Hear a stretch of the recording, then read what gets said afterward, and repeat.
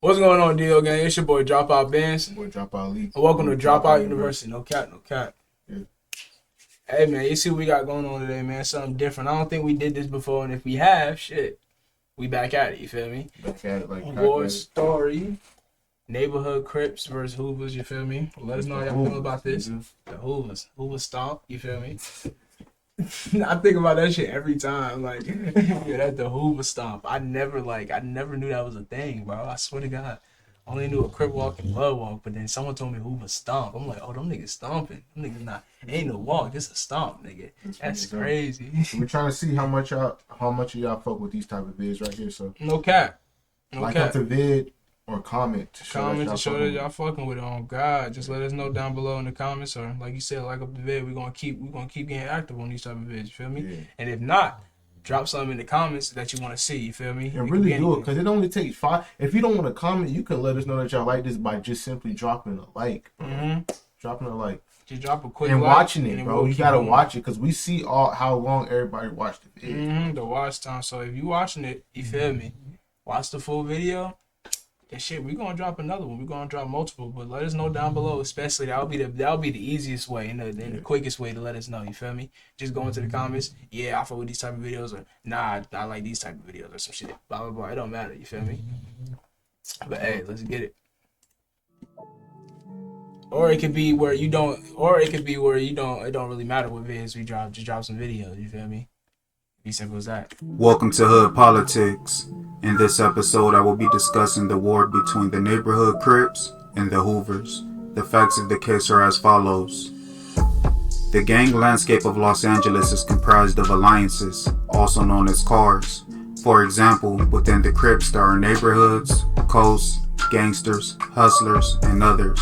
The neighborhood Crips are an alliance of gangs spread throughout South Central. The alliance consists of the Rolling 40s, the Rolling 50s, the Rolling 60s, the Rolling 90s, 111, 11-5, most East Coast Crip sets, and a host of others. All neighborhood Crip gangs feud with the Hoovers. The Hoovers have a unique history when it comes to Los Angeles gangs. The Hoovers were formed in the 1960s under the name Hoover Groovers and adopted the Crip identity in the mid-1970s. Afterwards, the Hoovers began expanding and forming different sets along the west side of South Central. These sets consisted of 4 Tray Hoover, 5 Deuce Hoover, 5-9 Hoover, 7-4 Hoover, 8 Tray Hoover, 9 Deuce Hoover, 9-4 Hoover, 107 Hoover, and 11 Deuce Hoover. In the 1980s and 1990s, the Hoovers began making numerous enemies on the west side and east side of South Central, both blood and Crip gangs. There are a few theories regarding why so many Crips turned against the Hoovers. Some say it's because Hoover members killed the Crips founder, Raymond Washington, in 1979, but there is no concrete evidence supporting that. Others say it's because the Hoovers were treacherous towards anyone that wasn't from Hoover. In the mid-1990s, the Hoovers dropped the Crip identity due to the infighting and branded themselves criminals and chose orange as their primary color, although the 5 Deuce Hoovers chose to remain Crips.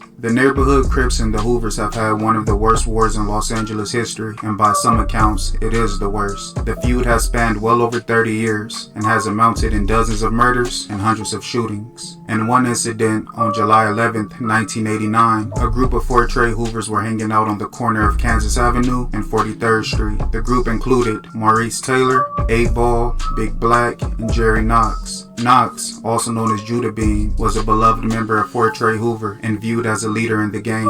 A few moments later, a Rolling 40 Crip named Troy Mitchell yelled out, "Fuck Hoover," from a nearby second-floor apartment. The group of Hoovers sprinted from the corner, up the stairs, and to the door of Troy's apartment. The group kicked his door in, and a fistfight ensued. After the fight, the Hoovers returned to the corner where they were previously hanging out. A few minutes later, Troy and a car full of Rolling 40s members approached the Hoovers and opened fire. Big Black was shot in the ankle, and Judah Bean was shot in the arm. Big Black was taken to the hospital, and Judah Bean went to his aunt's house. Judah Bean's girlfriend, Kimberly, immediately came to his aid and intended on taking him to the hospital. On the way to the hospital, Kimberly and Judah Bean drove by Troy's apartment building and noticed a group of Rolling 40s standing on the landing of the stairs. One of the Rolling 40s members was holding a shotgun. Judah Bean rolled down his window and yelled, "I wish you would shoot me." He then exited the car and repeated the phrase. The Rolling 40s then opened fire on Judah Bean. One bullet passed through his neck and lodged in his spine, and the other passed through his right leg. Kimberly spelled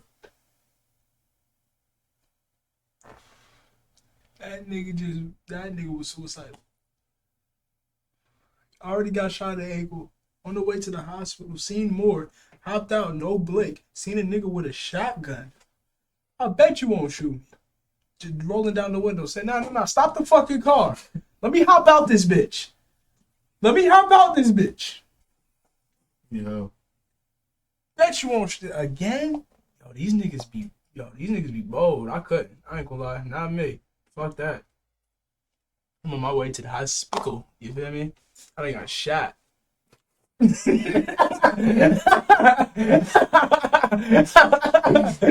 feel me? I done got shot. I'm not. Everything else can wait, my nigga. I gotta go. I gotta get patched up. You feel me? I gotta go get patched up. We go hold the Hoovers and they be in Crips. You know what I'm saying? We gonna hold that for a second. We gonna hold that for another day. I done got shot. We gotta pause activity. Pause the game.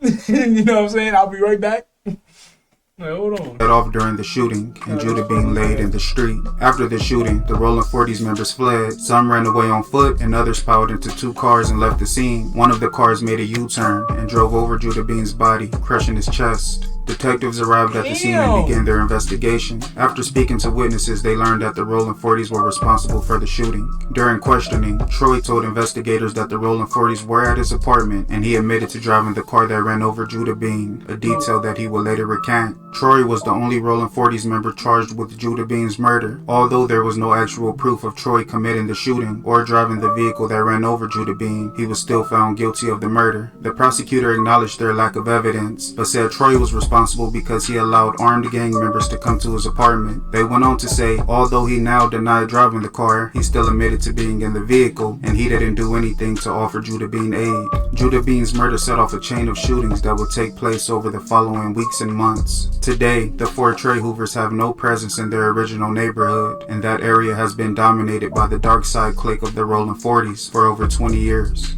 In another incident on Dark Side, Hoovers have no presence in their original neighborhood, and that area has been dominated by the dark side clique of the Rolling 40s for over 20 years. In another incident on October 16, 2011, shortly after 1 a.m., a group of young men were standing outside of an apartment building on 11th Avenue. The building was in the territory of the Rolling 60s Crips. Amongst the group was Kevin Perry, Jonathan Rambo, and a 17-year-old named Keyshawn Corbin. Keyshawn was riding a mini bike when suddenly an SUV turned onto 11th Avenue and stopped in front of the apartment building. 3 hooded men exited the vehicle and approached the group. One of the men said, "What's up, blood? Where y'all from?" Meaning what gang did they claim. Kevin replied that he didn't bang. Moments later, the 3 hooded men put out their guns and opened fire on the group. One of the men was reported saying, "Fuck naps." Naps is short for nappy head and is a derogatory term for any neighborhood Crip gang.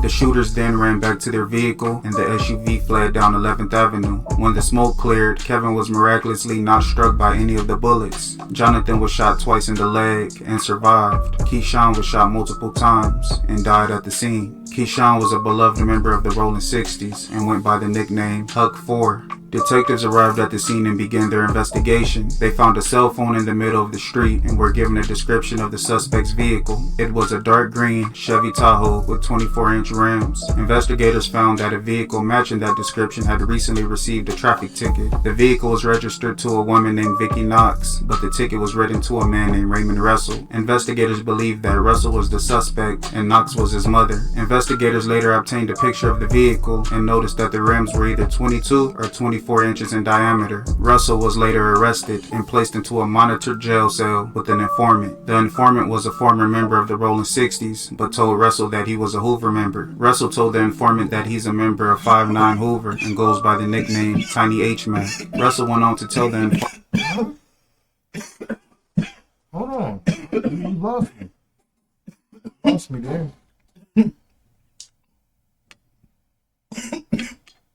I don't think I was hearing that. Was I hearing?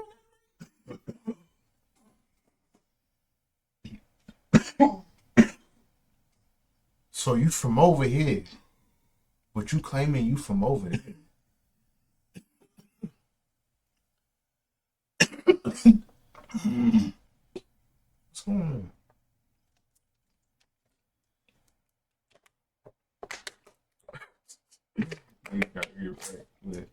Yeah.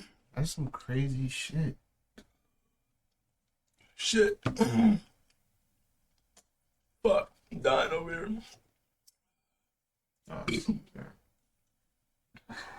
But, that nigga's an informant. Fuck. He's an informant. That's why. Shit. Informant that him and his friend went and put some work in. He went on to say that he had a gun and his friend, he's a member of 5'9" Hoover and goes by the nickname Tiny H Mac. Russell went on to tell the informant that him and his friend went and put some work in. He went on to say that he had a gun and his friend had a gun as well. The informant asked Russell if the gun was on the streets and if someone could possibly get caught with it. Russell replied the gun was gone. The informant asked, is it a gun that could be broken down? And Russell confirmed that it was. Russell was charged with first-degree murder for the death of Keyshawn Corbin. He was also charged with the attempted murders of Kevin Perry and Jonathan Rambo, as well as gun and gang enhancement charges. During the trial, the prosecution presented the following evidence against Russell. The cell phone found in the street after the shooting belonged to Russell. The witness description of the green Tahoe traced back to Russell. Russell had received 3 traffic tickets while driving the Tahoe, so it would be difficult for him to prove that he didn't regularly drive it. The prosecution also played the recording of Russell's conversation with the jailhouse informant for the jury. The gang expert in the case was a detective named Nicholas Hartman. Hartman testified that Russell was an active member of the 5'9" Hoovers. Hartman went on to tell the courts that the Hoovers and the Rolling 60s were mortal enemies and that the shooting was committed for the benefit of a criminal street gang. Kevin Perry testified at the trial. He told the court his version of events, but didn't identify Russell as the shooter. The defense stated that the evidence is all hearsay. The defense also claimed jury bias, stating that one juror seemed detached from the case and wouldn't even look him in the eye. He went on to say that he saw that same juror sleeping in the hallway, which displayed little regard for the case. Ultimately, Raymond Russell was found guilty with the murder of Keyshawn Corbin and the attempted murders of Kevin Perry and Jonathan Rambo, as well as gun and gang enhancement charges. Raymond Russell was sentenced to 105 years to life in prison, plus 20 years due to California's gun enhancement law. The war between the neighborhood Crips and the Hoovers have shaken the streets of Los Angeles for decades, but the war will make national news in the summer of 2015. On Friday, July 17, 2015, shortly after midnight, a 27-year-old man named Kenneth Peavy was walking near the intersection of Hobart Boulevard and 109th Street. Shortly afterwards, a dark-colored SUV approached him, and a group of men exited the vehicle and opened fire. Kenneth ran down a nearby driveway and attempted to take refuge in a yard, but the shooters chased him into the yard, where he was essentially cornered and opened fire, hitting him multiple times. Kenneth died at the scene. Kenneth was a beloved member of the block Crips and went by the nickname KP. KP was an abbreviation for Kenneth Peavy, but he also gave it another meaning, Killer Prankster, as a diss to the A-Trade gangsters and the rest of the gangster Crip car. He made his gang affiliation known and would often take to social media and antagonize his enemies. From the 30s to the 100s, they all with me, stains in the gullies. We don't do anything fancy. But according to his family, he was separating himself from the gang and was making an honest effort to change for the better since the birth of his son. The news of the shooting spread quickly, and almost simultaneously, the responsible gang was named the Hoovers.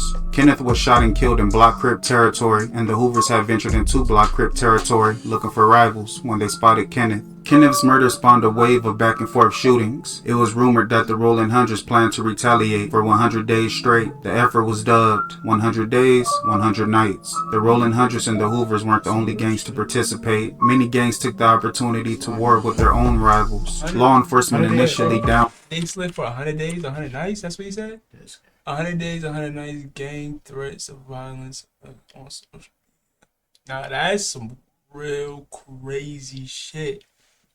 Nigga, how are you able to slide for 100 days? That nigga, that's for after the first day, that shit's yellow taped off. How is nigga still there? Like, how you?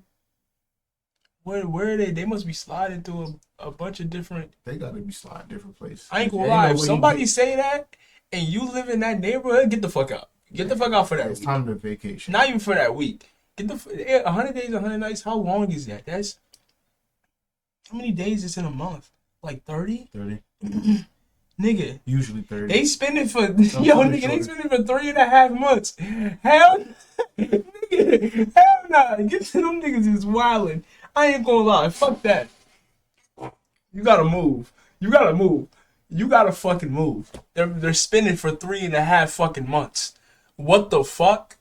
Niggas is not getting tired, bro. Them niggas 3.5 months? Retaliation. My nigga. You said 3.5 months? 100 days? Okay. It's about 3.5 months. Yeah, that's about 3.5. Okay.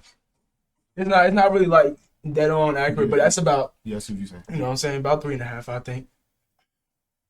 Then 4 months would be 120. Feel me? So about 3.5 would be somewhere around there. But shit. This shit wild right here. That's crazy.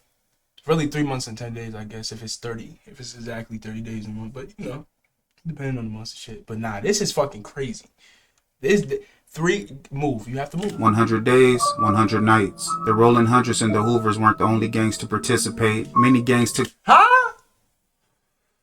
Hell no. You gotta move. Move. Get the fuck out. You gotta go. Get out the state. Nigga, he said that wasn't the only gang. We have multiple gangs spinning for 3.5 months. Nigga, you gotta, you gotta get the fuck out. You gotta go. It's over. Took the opportunity to war with their own rivals. Law enforcement initially downplayed the violence, stating that although they were taking it seriously, it was mostly just social media blowing things out of proportion. Okay. But the residents of the affected communities stressed that it was very real, and the spike in violence that summer proved it. In another incident, it was real, gang. They done did the shit. It was really spinning for 100 days, 100. September 23rd, 2020, shortly after 11 a.m., a man named Jadari Holmes was sitting in his vehicle near the intersection of Vermont Avenue and 97th Street. Shortly afterwards, a man approached his vehicle and opened fire, striking him in the torso. Jadari was pronounced dead at the scene. Jadari was a beloved member of the 7-4 Hoovers and went by the nickname T-Super. It only took investigators a few hours before they located the two suspects. The suspected shooter was a man named Tyson Bell. Bell, also known as S-Mac, was an active member of the Rolling 90s. The other suspect was a woman who was believed to have lured Jadari to the location. It's believed that Jadari's murder was in retaliation for the murder of a Rolling 90s member nicknamed Baby Mac. Bell immediately took to social media and bragged about what he had done, and his fellow Rolling Crip members joined him in celebrating. Ultimately, Tyson Bell received 32 years in prison for the murder of Jadari Holmes. These have been just a handful of incidents that have taken place between the neighborhood Crips and the Hoovers. This war has been constant on the streets of South Central for well over 30 years and shows no signs of slowing down. I want to thank you guys for tuning in. Please like, comment, and subscribe. Hey man, y'all go ahead and drop a like over there at Hood Politics. Make sure you sub it over here. Want some good shit. Informing. For me. Oh God, politics. Drop a sub. You feel me? That was a W video. War story, neighborhood Crips vs. Hoovers. You feel me? Hey, I ain't gonna lie. The only way, like, I ain't gonna lie. I would never join the gang. The only way I'm doing that shit is like save like the world end up coming to an end or some shit like that. And there's no laws and shit, and it's really everybody for themselves. Like, you really don't, like, you know what I'm saying? Then only the people around me that we would have to form some type of hard ass, you know what I'm saying? Some shit that if we do have people in our circle, they would have to do certain shit to really gain our trust. You feel me? On some real shit. But hell yeah, man, that's some crazy shit. That's probably how they really living now. They really living like this. Yeah. Going on for Yeah, bro, this nigga said the Hoovers formed in 1970s, 69, somewhere around there. Nigga, that's like 50 years, I think. That's was spinning 100 days. Yo, nigga, for 3.5 months, I can't get over that multiple shit. Gangs. Oh my, multiple gangs spinning for 3.5. Hell no. Niggas wake up, smoke, probably eat something, and it's time to spin. It's time to spin. No, it's not even that. They probably spin. They probably stopping at stores. Oh yeah, get something to eat right quick. While they eating, they spinning. They said 100 days, 100 nights. That's throughout the night and day, you gang. eat your meal and you're spinning at the same time. Niggas is eating fries and shooting Glocks.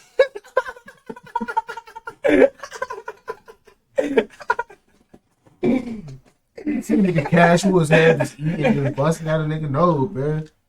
That's some movie shit for real. I ain't gonna lie. I was salty as hell if I die like that. You died to a nigga eating fries and shooting you. You just imagine you seeing that in your vision, like you see a nigga like his hand, he literally and just start busting at you, like you see him roll down, like you see the window start, you see the window roll down, and nigga eat some fries. You like, what the fuck? Just start busting that shit. Like, what the fuck, nigga eating fries and shooting shit? What the fuck is we talking about? This is high. I'm high as fuck. I ain't gonna lie. I don't know. I'm on some crazy shit. But hey, man, let us know how y'all feel about this reaction, this video. Comment down below if y'all want to see more shit like this. You feel me? We gonna catch y'all on the next one. It's your boy Drop Out Bands. Your boy Drop Out League. Hey, man, we out this thing. Gang.